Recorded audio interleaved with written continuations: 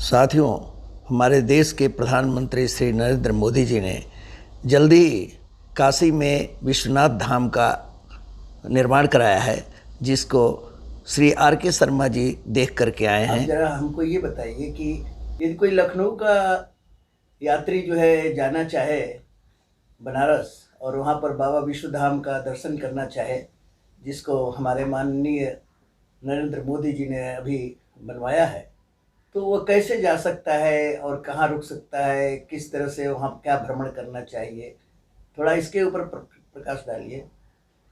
देखिए, ऐसा है कि डॉक्टर साहब, मैं इधर पिछले 18 जून को यहाँ अपनी गाड़ी से आए थे बच्चे, उन्हीं के साथ गया था। तो मैं तो पहले सोचा था बाई ट्रेन जाऊँ, लेकिन फिर ये हुआ कि नहीं, चलिए अपनी व्हीकल से चलते हैं, थोड़ा कंफर्टेबल रहेगा।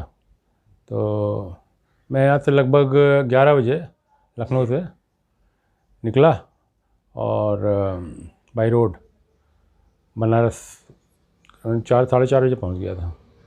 पहुँचने के बाद फिर हम लोगों ने सर्च किया कि कहीं पर गाड़ी पार्क कर लिया जाए, और उसके बाद हमको पता चला था कि वहाँ पर क्रूज़ की सर्विसेज है, तो उससे गंगा आरती दर्शन करने के लिए बहुत अच्छा रहेगा। तो मैं वहाँ गया, जब पहुँचा तो मैंने लोगों से पूछा कि गाड़ी वगैरह पार्क करने की यहाँ कोई, तो उन लोगों ने बताया ट्रैफिक पुलिस वगैरह होती है, उन्होंने कहा कि यहाँ कोई पार्किंग की कोई ऐसी व्यवस्था नहीं, थोड़ा सा दूर जाना पड़ेगा, वहाँ पर आपको पार्किंग की सुविधा मिलेगी। तो ये सोचा कि चलो वहीं चलते हैं, लेकिन इतना थोड़ा सा कंजस्टेड था, काफ़ी यात्री थे, तो भीड़ भाड़ था बहुत ज़्यादा। तो ट्रैफिक की वजह से ये सोचा गया कि कहीं हम लोग अपना स्टे करने का अरेंजमेंट कर लें। तो आप लखनऊ से जाते समय किस रास्ते से गए? मैं इधर गया था, इधर बाईपास, इधर अपने लखनऊ से जब मैं चला ना इंदिरा नगर से, तो मैं शहीद पथ होते हुए इधर सुल्तानपुर बाईपास, बहुत अच्छा बना हुआ है, बहुत ही शानदार, बहुत क्लियर कट रोड थी। और जो है, ये तो पहली बार मैंने देखा कि इस तरह अच्छा रास्ता है। तो पूर्वांचल एक्सप्रेस पर गए थे? हाँ, बस वही रास्ता था। तो कितने समय में शर्मा जी आप पहुँचे थे? आप सोच लीजिए कि मैं 11 बजे घर से निकला था। जी हाँ। ठीक है। और उसके बाद मैं बनारस जो है 4:30 के आसपास पहुंच गया था वहाँ पर।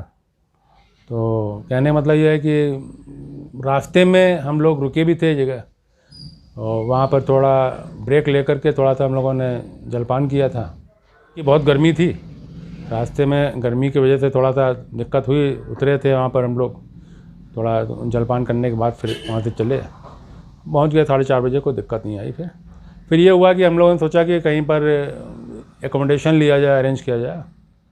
तो फिर मैंने फ़ोन से ज़रा पूछा 2-4 जगह, तो पता चला कि राम कटोरा एरिया पे एक होटल है, होटल गौतम। तो गौतम होटल जो है, वहाँ पर हम लोग जा कर के फ़ोन से बात कर लिया था, उन्होंने कहा ठीक है आ जाइए, एकोमोडेशन है। तो हमने वहाँ पर रूम्स ले लिए थे, और वहाँ पर पहले सामान रख लिया, फिर थोड़ा सा फ्रेश हो करके फिर हम लोग वहाँ से निकल गए। और हम लोग गए तो फिर सीधे था जहाँ से हमको क्रूज़ मिलता है, तो उसका नाम मेरे को याद नहीं आ रहा है, 80 घाट के पास। 80 घाट के पास ही था, लेकिन वो पर्टिकुलर उसका नाम था कोई कोई घाट करके था। तो आप ऑटो से फिर गए होंगे वहाँ पर? हाँ, वहाँ ऑटो से गए, गाड़ी मैंने वहीं पार्क कर दी थी होटल में ही, क्योंकि फिर हमने पता नहीं कैसा रास्ता और कहाँ कैसे, क्योंकि आइडिया था नहीं। तो ऑटो से गए, ऑटो वाला हमको ले गया था और वहाँ ले गया था जहाँ से क्रूज़ मिलते हैं। तो वहाँ पर क्रूज़ में जा कर के पहले से बुकिंग कर रखी थी हम लोगों ने, तो वहाँ गए क्रूज़ में, और उनका टाइम था 6 बजे रिपोर्टिंग टाइम था, और 6:30 पे शाम को वो क्रूज़ वहाँ से स्टार्ट हो गया। इस क्रूज़ का नाम क्या था और किराया क्या था? क्रूज़ का नाम अटलांटा ग्रुप करके था कोई, अटलांटा ग्रुप करके था कोई क्रूज़, अब देखिए याद नहीं आ रहा मेरे को। तो उसमें था, और शायद 1000 पर हेड उसका फेयर है। तो वो पूरे घाट जितने बनारस के हैं वो सारा का सारा कवर करते हैं। तो वहाँ से लोग फिर तो उन्होंने अनाउंसमेंट भी करते हैं, और अंदर बड़ी अच्छी व्यवस्था है क्रूज़ में। नीचे एयर कंडीशन चैम्बर है पूरा, वहाँ पर जो है सब लोग बैठ सकते हैं आराम से, और वैसे स्टेयर्स बने हुए हैं, ऊपर चले जाइए, टॉप पर चले जाइए तो खूब खुली हवा मिलती है, फ्रेश एयर मिलती है। वहाँ बैठिए, चेयर लगी हुई हैं बाकायदा। तो वहाँ पे हम लोग ऊपर ही चले गए थे। वहाँ से बहुत विजिबिलिटी क्लियर थी, चारों तरफ नज़ारा बहुत अच्छा लग रहा था। गंगा जी की धारा और वहाँ के घाट कितने अच्छे दर्शनीय थे, देख के मतलब बहुत ही आनंद प्राप्त हुआ हमको। तो फिर हम लोग उसमें गए। फिर 10 मिनट उन्होंने फिर अनाउंसमेंट करते जा रहे थे, बताते जा रहे थे कि देखिए एक घाट आ गया, यहाँ ये इसकी विशेषता है, यहाँ ये। तो उसमें सब इंक्लूडिंग ये मणिकर्णिका घाट है, हर्षचंद घाट है, गुदौलिया है, राजघाट है, और काफ़ी घाटों का उन्होंने जिक्र किया। फिर वहाँ ऊपर ही जो उन्होंने हमको रिफ़्रेशमेंट के लिए कॉफ़ी है और स्नैक्स वगैरह है, बिस्किट्स वगैरह, ये सब सर्व किया उन्होंने। सर्विसेज बहुत अच्छी है वहाँ की क्रूज़ की। तो ये स्टार्टिंग पॉइंट से जो हम लोग उन्होंने सारे घाट दिखाए, जितना है वो एक ब्रिज भी था, वो रेलवे का ब्रिज है, रोड ब्रिज है, वो तब क्रॉस करते हुए आखिरी तक ले गए। फिर वहाँ से उन्होंने टर्न किया, टर्न करके वापस फिर लेके आए। और आरती का जो समय है, वहाँ आरती के समय बिल्कुल आरती के सामने उन्होंने क्रूज़ रोका, और वहाँ पर रोकने के बाद फिर हम लोगों ने आरती देखी। बहुत सुंदर दृश्य था। ऐसा दृश्य लग रहा था कि जैसे बनारस जो है बिल्कुल धरती में अगर स्वर्ग है, काशी नगरी जिसे कहा जाता है, तो काशी नगरी लग रहा था कि हम यहाँ आ गए हैं काशी में। तो बिल्कुल वातावरण ऐसा हो गया था, धार्मिक वातावरण, और काफ़ी लोगों का वहाँ पर यात्रियों का वो था जमावड़ा, और आरती हो रही थी। बहुत सुंदर दृश्य लग रहा था। तो हम लोग वहाँ पर हमको लगता है 15-20 मिनट हम लोग वहाँ पर रुके थे। उस जगह पर साइड पर हमारा क्रूज़ रुका हुआ था, और जब आरती जब समाप्त होने लगी तो उसके बाद क्रूज़ वहाँ से चल दिया। और चलने के बाद फिर वापस जहाँ से हम लोग स्टार्ट हुए थे वहाँ पर आकर के उसने हम लोग को ड्रॉप कर दिया। ड्रॉप करने के बाद वहाँ से हम लोग उतर के फिर ऑटो करके ही वहाँ से फिर हम लोग सीधे पहुँचे अपने होटल। वहाँ पहुँचे, फिर वहाँ पर थोड़ा सा रेस्ट किया, रिलैक्स होने के बाद फिर हम लोगों ने वहीं पर होटल में ही खाना मंगा लिया। हमने कहा यहाँ पर थोड़ा लाइट खाना खाया जाए, तो लाइट खाना खाया हम लोगों ने। खाने के बाद फिर रात में सो गए, और ये हुआ डिसाइड किया कि मॉर्निंग में हम लोग काशी विश्वनाथ बाबा के दर्शन जो है करेंगे, जितना जल्दी कर सकते हैं। वहाँ भी हम लोगों ने ऑनलाइन बुकिंग कर ली थी दर्शन के लिए, और बहुत अच्छी सुविधा है। फिर हम लोग उठ गए थे जल्दी, 3:30 पौने 4 पे उठ गए थे।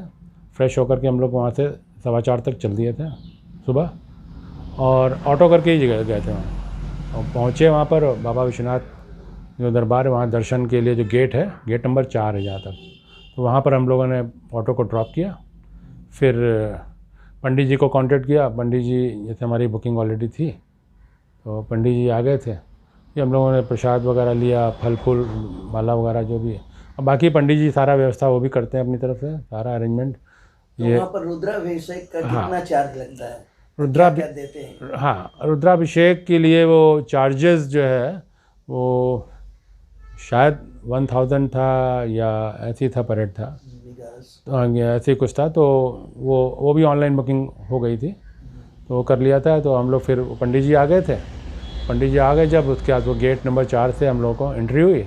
वहाँ गए, फिर वो मोबाइल वगैरह तो डिपॉजिट करा लेते हैं काउंटर पे ही, वो सब हो गया था। तो एक्चुअली मॉर्निंग में जाने से फ़ायदा ये हुआ कि रश ज़्यादा नहीं था, तो हम लोग जो है आसानी से आधे घंटे के अंदर। क्या समय रहा होगा जब आप लोग? हम लोग एग्जैक्टली 5 बजे हम लोगों ने रुद्राभिषेक शुरू कर दिया था। वो एक कॉरिडोर बना हुआ है, पंडित जी वहाँ पर हम लोगों उन्होंने बैठाया, और उसके बाद वो थाली एक आती है, तैयार होकर के लाते हैं सब लोगों के लिए, इंडिविजुअल के लिए वो थाली आती है, उसमें सारी चीज़ें रहती हैं पूजन की, जैसे रुद्राभिषेक के लिए जो सामान होते हैं, जितनी आवश्यक चीज़ें, समझे। तो एक फैमिली के लिए वो चार्जेज लेते हैं कि एक पर्सन के लिए? पर हेड नहीं, उसका पर हेड चार्जेस है। पर हेड। हाँ। और सबकी थाली भी मिलेगी? सबकी थाली मिलेगी इंडिविजुअल। देखिए चार्जेस के बारे में बहुत कंफर्म नहीं है, मुझे याद नहीं आ रहा है चार्जेस क्या थे ऑनलाइन, क्योंकि वो तो समय कराया था हमने, उसे याद नहीं आ रहा। तो वो सबको थालियाँ मिलती हैं। थालियों में सारा पूजन की सामग्री, जो बाबा विश्वनाथ के दर्शन के लिए आवश्यक जो जो चीज़ें होती हैं पूजा के लिए, वो सब मिली। जैसे कि आप मान लीजिए कि दूध है, दही है, शहद है, बेलपत्र है, और शमी का पौधा होता है उसके पत्र हैं, और चंदन है, और कलश, उसमें जल है, वो और जितनी चीज़ें हैं सारी चीज़ें वो उपलब्ध कराते हैं। फिर वहाँ पर वो पूजन कराते हैं, समंत्रोच्चारण करा करके सबसे, और सबका होने के बाद सामूहिक रूप से एक कार्यक्रम होता है जिसमें रुद्राभिषेक करा के और उसके बाद वो जल ले करके फिर वो हम लोग क्यू थी वहाँ पर हमारे ज्योतिर्लिंग हैं वो उनके पास पहुँच करके हम लोगों ने वो जो जल है कलश में लिया था उससे जलाभिषेक किया और करने के बाद हमको आशीर्वाद उनका प्राप्त हुआ। फिर वहाँ से हम लोग पलट के सपरिवार जो है वापस फिर आ गए। फिर वहाँ पर जो चारों तरफ जो भी मंदिर हैं छोटे छोटे जो भी मंदिर हैं सबके दर्शन किए।